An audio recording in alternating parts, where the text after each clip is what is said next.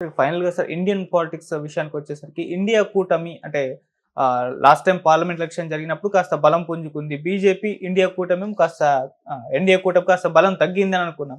కానీ మన మహారాష్ట్ర, హర్యానా ఎలక్షన్స్ చూసుకుంటే బీజేపీ పుంజుకుంది. మళ్ళీ బలం కనిపించింది. మరి ఇండియా కూటమికి ఏం జరిగింది? ఇక్కడ వాళ్ళకే ఒక గొడవలు స్టార్ట్ అయినాయి. అసలు ఇండియా కూటమే చీలిపోతుందని కూడా అంటున్నారు. ఆల్రెడీ మమతా బెనర్జీ గారు ఎళ్ళిపోయారు.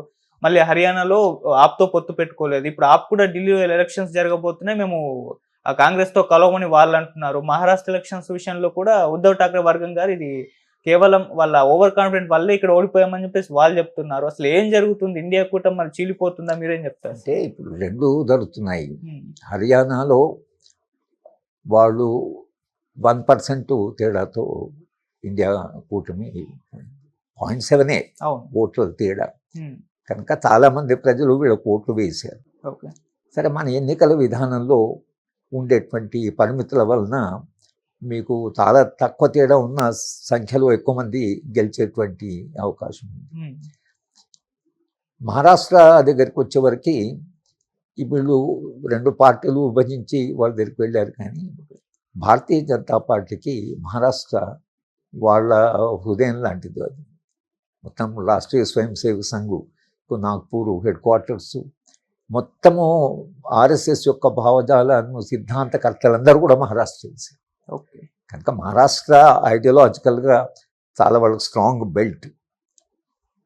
మనము బీజేపీకి మిగతా పార్టీలకు తేడా ఏమిటంటే, బీజేపీకి ఒకటి అధికారంలో ఉంది, రెండవది వాళ్ళకు ఒక భావజాలం ఉంది.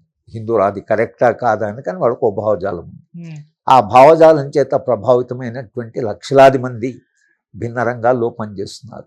దాదాపు ఒక లెక్క ప్రకారం వాళ్ళకు 30 లక్షల దాకా కార్డర్ ఉంది. గ్రాస్ రూట్లో పనిచేసే కార్డు ఉంది. కావలసినంత ఫైనాన్షియల్ వనరులు ఉన్నాయి, ఆర్థిక వనరులు ఏ పార్టీకి కూడా లేనంత వనరులు మొత్తం మీడియా వాళ్ళ చేతిలో ఉంది.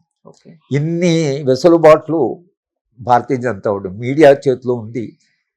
ఫైనాన్షియల్గా ఆర్థిక వనరులు ఉన్నాయి, పనిచేసే కార్యకర్తలు ఉన్నారు, ఒక భావజాలం ఉంది. ఇన్ని ఉన్నా కూడా పోయిన ఎన్నికల్లో దాదాపు ఓడిపోయారు. పార్లమెంట్ ఎన్నికలు ఓడిపోయారు.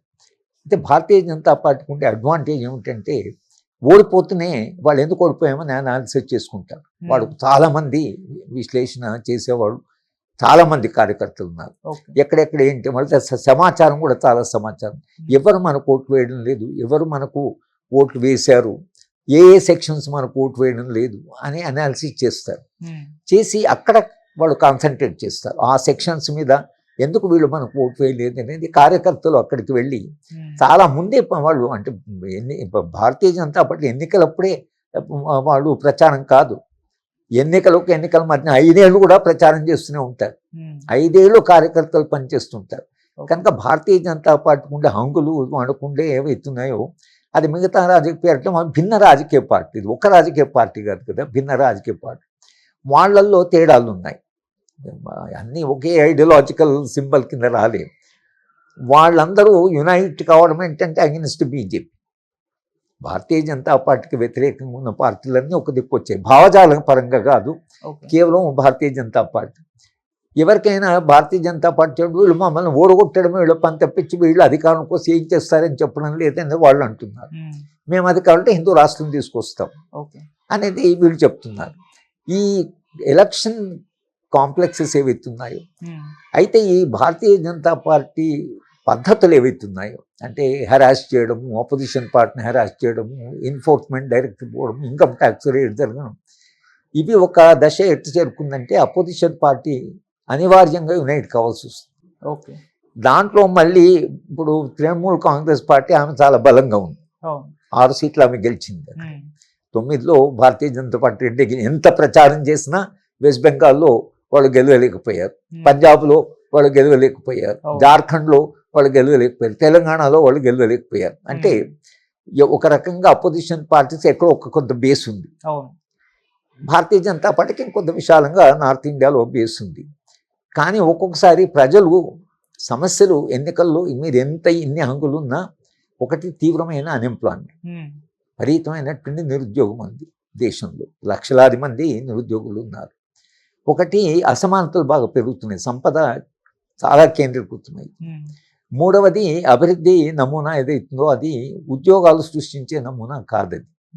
అది ఉద్యోగాలు ఉన్న ఉద్యోగాలు ఊడిపోవడం తప్పించి కొత్త ఉద్యోగాలు వచ్చే అభివృద్ధి నమూనా కాదు.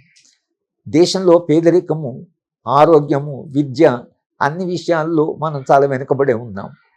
ఈ సమస్యలు ఏవైతుందో నాణ్యమైన విద్య లేకపోవడము, సమానమైన విద్య లేకపోవడము, ఆరోగ్యం అందుబాటులో లేకపోవడము, ఉద్యోగాలు సృష్టి జరగకపోవడము, ఇవేవైతున్నాయో అంతిమంగా ఎన్నికల్లో ప్రజలు తన నిత్య జీవితంలో ఉండేటువంటి ధరలు పెరుగుతున్నాయి.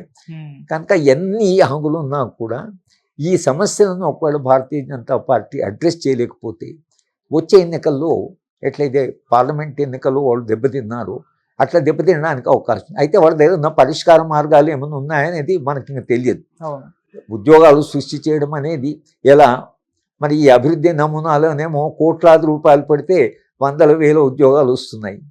మరి లక్షల ఇన్వెస్ట్మెంట్ ఉంది, కోట్ల ఇన్వెస్ట్మెంట్ ఉంది, పారిశ్రామికరణ జరుగుతున్నది, దేశ సంపద పెరుగుతున్నది, పిల్లలకు ఉద్యోగాలు రావడం లేదు. ఈ క్రైసిస్ ఏదైతుందో ఈ క్రైసిస్ని భారతీయ జనతా పార్టీ దగ్గర నాకు తెలిసి వాళ్ళకు సంతృప్తికరమైనటువంటి సమాధానాలు లేవు. బహుశా ఎన్నికల్లో రేపు రాబోయే ఎన్నికల్లో ప్రభావితం చేసే అంశాలు ఇవి. వ్యవసాయ రంగం, రైతాంగ ఉద్యమాలు నడుస్తూనే ఉన్నాయి. నిరుద్యోగులు నిరంతరంగా మాకు ఉద్యోగాలు కావాలని పోరాటాలు చేస్తూనే ఉన్నారు. కనుక ఈ మొత్తము పోరాటాల యొక్క ఫలితంగా ఒకవేళ అవి ఈ ప్రతిపక్ష పార్టీలు వాళ్ళు ఎంత పని చేసినా చేయకున్నా ఒక్కొక్కసారి అనివార్యంగా ఇప్పుడు ఇక్కడ కేసీఆర్ గారికి అన్నీ ఉన్నా కూడా కాంగ్రెస్ పార్టీ గెలిచింది.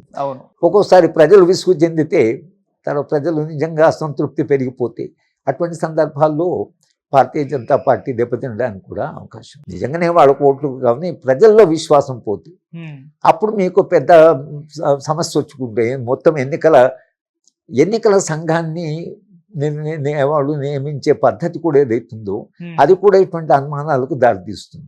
ఎందుకంటే ఎన్నికల కమిషన్కు అపాయింట్ చేసే మెంబర్స్ ఎవరైతున్నారో దాంట్లో చీఫ్ జస్టిస్ ఉండేవాళ్ళు. చీఫ్ జస్టిస్ ఎందుకు తీసేశారు?